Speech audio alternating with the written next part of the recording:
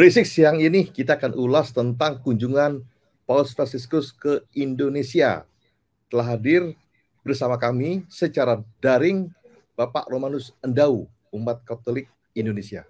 Selamat siang, Bapak Romanus Endau. Baik, selamat siang Mas Boy, apa kabar? Baik, kabar gembira Bang Romanus.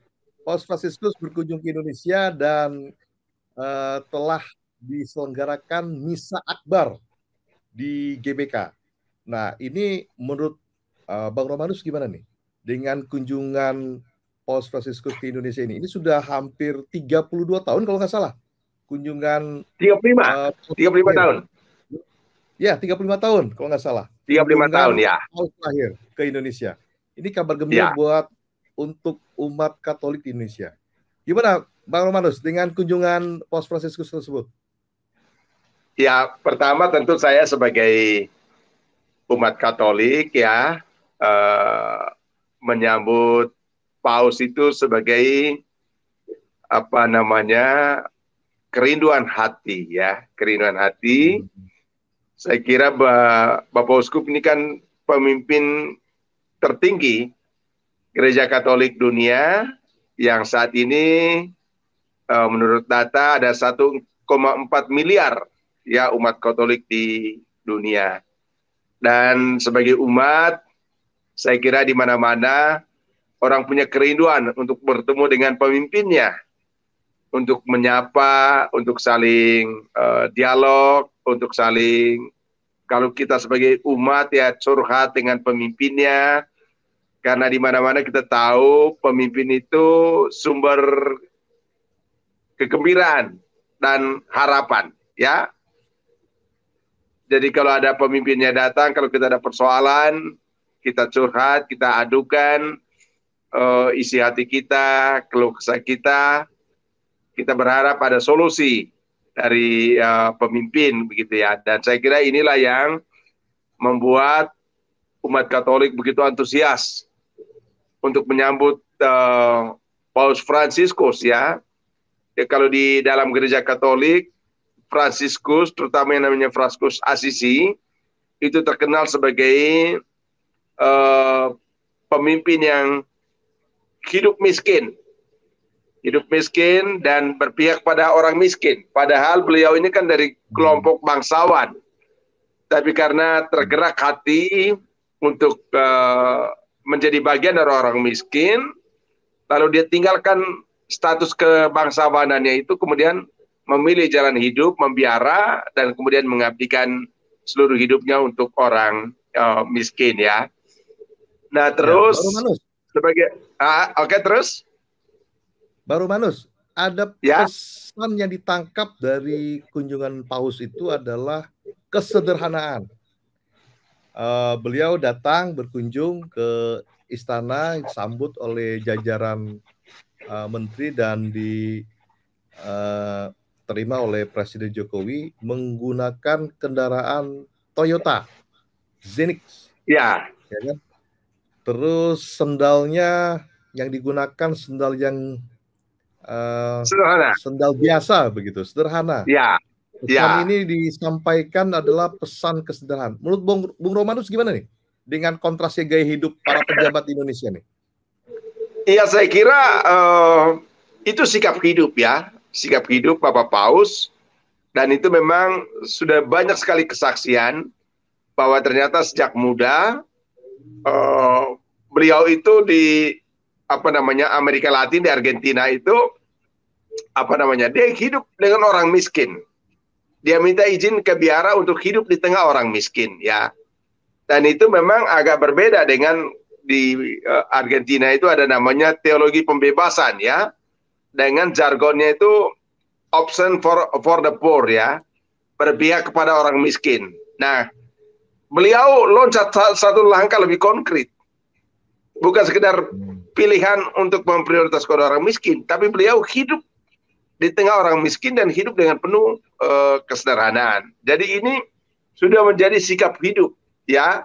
Jadi bukan lagi soal ajaran, soal kata-kata, soal advis, soal ayat-ayat yang menganjurkan tentang kesederhanaan, tapi ini adalah sudah perilaku hidup ya, perilaku Iya. hidup. Nah ini saya kira kalau kita lihat kunjungan Paus ini luar biasa ya, dan tentu saja ya mungkin kalau kita kaitkan dengan konteks Indonesia itu, ya ini tamparan buat elit-elit kita, pemimpin-pemimpin kita yang gaya hidupnya mewah, ya. Padahal Paus ini kan satu pemimpin tertinggi Gereja Katolik, 1,4 miliar manusia di dunia, yang orang Katolik ya. Yang kedua adalah kepala negara Vatikan, jadi dia punya hak untuk dapat privilege dong, ya. Nah, tapi dia tidak memanfaatkan itu. Nah, ini memang begini, Mas Boy. Di dalam hidup itu orang selalu mengatakan, itu hak saya. Apalagi kalau sudah di fasilitas negara, ya kan? Nah, kebesaran manusia itu adalah kemampuan untuk tidak menggunakan haknya. Hak untuk diistimewakan, hak untuk mendapatkan perlakuan yang berlebihan. Nah, itu tidak dipakai oleh Bapak Paus. Nah, ini tentu memang ya saya kira bagian dari kritik sosial kita juga buat masyarakat kita. Ya apalagi sebelumnya ada citra orang pakai jet pribadi lah segala macam lah. Saya kira ini memang ya ini kan memang apa namanya secara tidak langsung ya tentu ini juga kita berharap ada yang tersinggung. Nah kalau tersinggung itu sehat, itu artinya orang malu ya. Dan saya dengar ada pemimpin yang kemudian setelah itu juga pakai mobil apa juga Kijang juga ya kan, Innova juga kan. itu contoh-contoh yang baik ya. Saya kira memang begini. Kita sudah tahu dalam dunia pendidikan itu segalanya adalah keteladanan. Bukan omongan-omongan yang hebat. Dan saya kira dengan tindakan-tindakan begitu beliau sedang mengingatkan kita ya apa kurangnya jabatan beliau ya kan, pemimpin Gereja Katolik, kepala Vatikan ya kan, itu kan jabatan yang besar yang mestinya dia mau hidup mewah pun nggak masalah, tapi dia tidak memanfaatkan itu. Jadi saya kira itu memang teladan hidup. Ya, menjadi teladan. Bang Romanus, di Istiqlal ada pertemuan para pemuka lintas agama ya, lintas pemuka agama ya, pemuka lintas agama. Dari hadir juga istri almarhum Gus Dur, Bu Sinta Nuria, lalu dari Nuria, lalu dari banyak tokoh Pak, banyak tokoh ya. Pak JK juga ada. Besar, Pak JK ada, ya kan? Dan bukan hanya dari umat Katolik saja, dari tokoh semua agama dari ada, semua agama ada yang ada di Indonesia hadir di sana. Ya ada. Dan ada yang unik di sana itu, terjadi dialog dan apa namanya dialog yang sangat hangat begitu antara para tokoh lintas agama di sana. Dan yang ketika misa di GBK juga, misa akbar itu ada hal yang menarik. Menurut Paus Fransiskus disebutkan bahwa harta yang paling berharga di Indonesia ini bukanlah tambang emas ataupun tambang timah yang kemarin banyak rame-rame itu. Harta yang paling berharga adalah kerukunan umat beragama katanya. Pandangan Bang Romanus gimana nih? Saya kira itu betul. Jadi begini, Pancasila itu sudah diakui di negara-negara lain. Paus juga mengatakan itu, ya. Jadi saya kira betul istilah Bung Karno bahwa dia tidak menemukan Pancasila, tapi dia menggali dari nilai-nilai yang hidup di dalam masyarakat. Jadi apa namanya filosofi itu tumbuh dari kearifan-kearifan yang memang hidup di dalam masyarakat, dan ini sudah berlangsung sangat lama. Saya kira founding fathers kita juga luar biasa ketika mereka merumuskan Bhinneka Tunggal Ika, berbeda-beda tapi satu, ya. Dan kemudian juga diperkuat dalam rumusan Pancasila, ya kan? Itu saya kira daya ikat yang sangat luar biasa, dan itu adalah pengakuan Paus ya, dan saya kira banyak negara lain juga mengakui Indonesia itu negara yang ajaib. Ya, kenapa ajaib? Bayangkan 7.014 suku, ya kan? Ya, 17.000 pulau bisa hidup bersatu. Sementara negara-negara yang terutama di Eropa ya, yang mungkin bahasanya sama, agamanya sama, mereka pecah belah, pecah belah. Yeah. Jadi saya kira betul bahwa Indonesia itu keajaiban. Bagaimana negara yang begitu besar, begitu luas, dia bisa bersatu, dan itu kembali lagi karena filosofi bangsa kita berbeda-beda, tapi tetap satu. Saya kira betul juga ketika ada istilah yang dikatakan oleh Paus, mari kita bela perbedaan. Saya kira keren sekali istilah itu, bela perbedaan. Nah, jadi kita tidak Paus boleh. Fransiskus, Iya, kata beliau kan ada istilah itu yang digunakan, bela perbedaan itu. Karena perbedaan itu adalah hasil dari karya artisanal, karya seni. Dan saya kira itu saya sebagai orang Indonesia, saya bangga ya. Ternyata bangsa Indonesia ini falsafah hidupnya begitu diagung-agungkan oleh negara lain. Ya, termasuk yang disampaikan oleh Bapak Paus ini. Pak Romanus, Paus Fransiskus itu kan memilih turun di Indonesia, bukan turun di Singapura. Dari Indonesia rencana berangkat melakukan kunjungan kembali ke Papua Nugini, begitu. Nah, pilihan sengaja turun di Indonesia ini, menurut Bung Romanus, kenapa ya? Kenapa Indonesia menjadi negara pertama yang dikunjungi oleh Paus Fransiskus di Asia Tenggara? Nah, saya kira begini. Indonesia dan Vatikan itu sama-sama punya posisi yang sangat penting dari konteks dialog antar agama. Ya, Indonesia ini Muslim terbesar di dunia. Ya, tapi di sini demokrasi bisa tumbuh. Ya, kami sebagai minoritas, kami tidak merasa terasing di sini. Kami bisa bergaul dengan siapa saja. Iya, kata saya tidak pernah merasa terancam karena saya tahu saudara-saudara saya yang Islam ini memandang bahwa agama-agama lain juga punya hak untuk hidup di negeri ini, ya.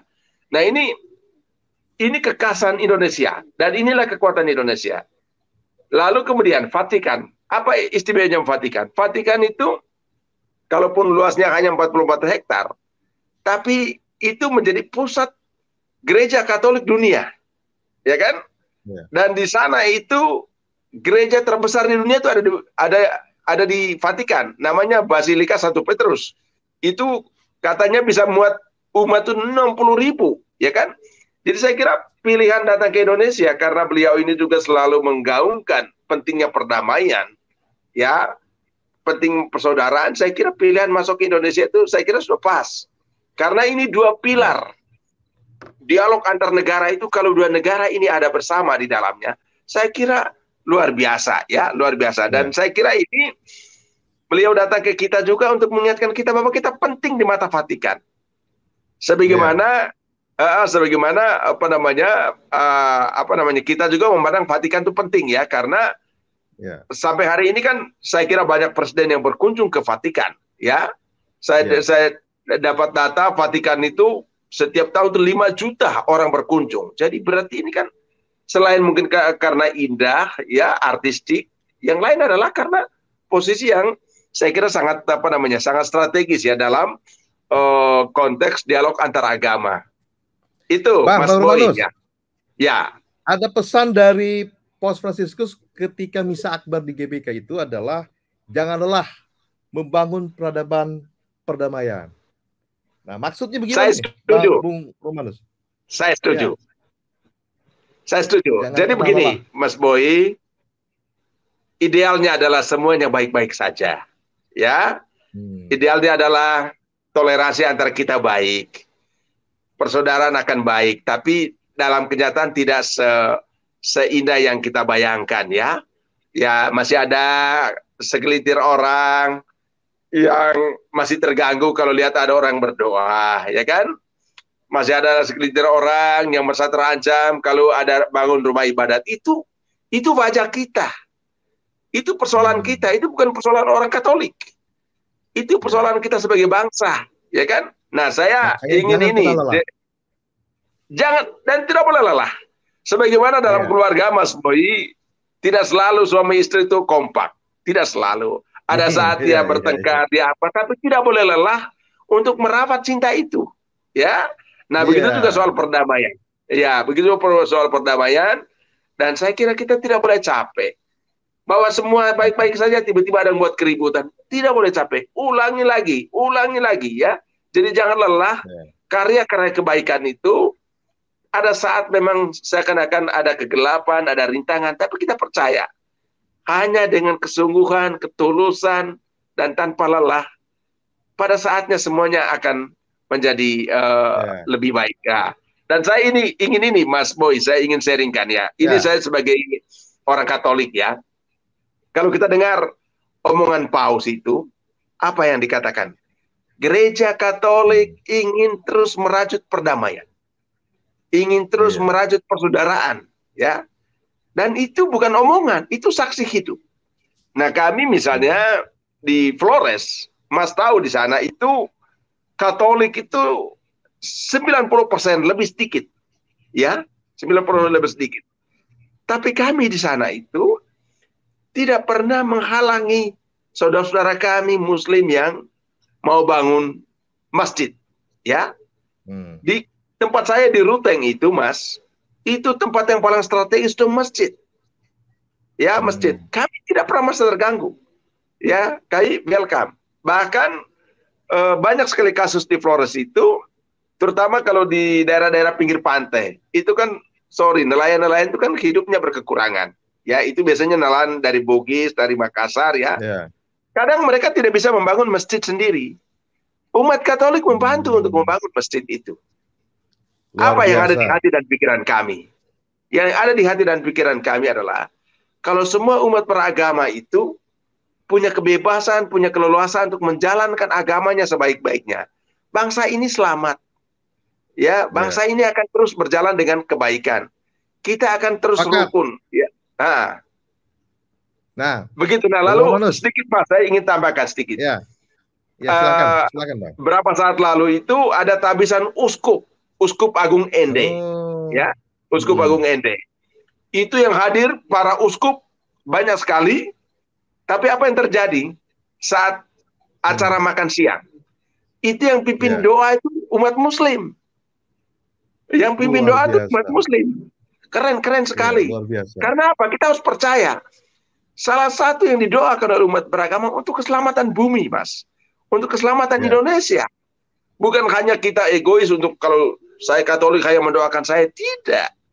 Kita mendoakan bangsa ini. Dan saya kira kalau contoh-contoh hidup itu baik, aduh Mas, saya kira keren sekali. Begitu Mas Boy. Terakhir Bang Romanus. Saya ingin menyanyikan sebait lagu untuk Bang Romanus dan seluruh umat Katolik di Indonesia. Harta yang paling berharga bukanlah emas permata. Harta yang paling berharga adalah kerukunan umat manusia. Keren Mas. Keren. Berisik. Ya.